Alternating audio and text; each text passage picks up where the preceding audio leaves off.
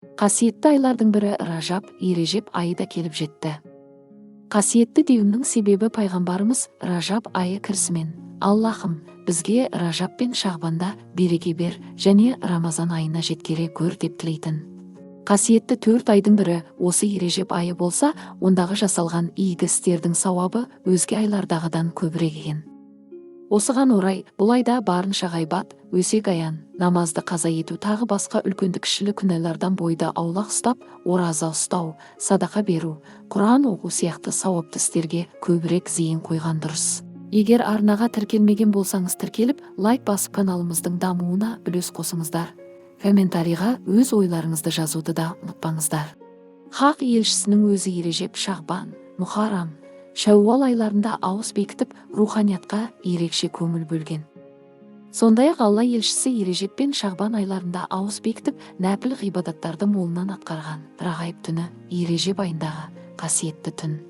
Айдың бірінші бейсенбісінен жұмаға ауған түн. Бұл түн кешірім мен үміт ғибадат түні. Ережеп айының басында 3 күн, ортасында 3 күн және соңында 3 күн ораза ұстаса болады.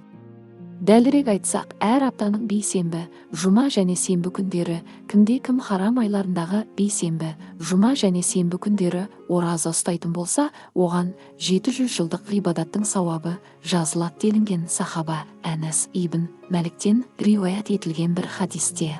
Сондай-ақ тағы бір хадисте Ережеп айында бірінші күні, 15-ші күні және ақырғы күні ауыз бекітсең, бір ай ораза ұстағанға тең деп айтылған. Егер 8 күн ауыз бекітсең, Алла тағала жұмақ есігін саған ашады деген. Мұса ибн Имран Әнас ибн Мәліктің естігенін былай деп баяндайды. Пайғамбарымыз: жәннатта бір өзен бар.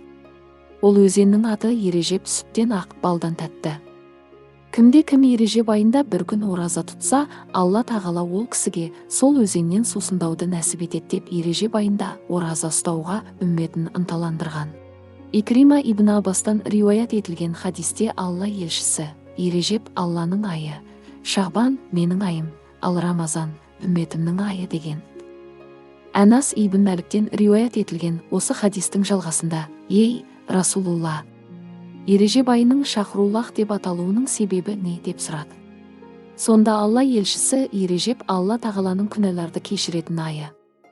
Алла тағала құзырында сүйікті ай. Бұл айда Алла тағала әмбиялардың, яғни пайғамбарлардың тәубелерін қабыл етіп, әулиелерді дұшпандарынан қорғаған. Бір кісі Ережеп айын ораза ұстап өткізсе, Алла тағаланың 3 жақсылығына ие болады: өткен күнәларын кешіреді, қалған өмірінде түрлі теріс қылықтардан сақтайды, қиямет күні Алла тағала тарапынан сусындалады деп жауап берген.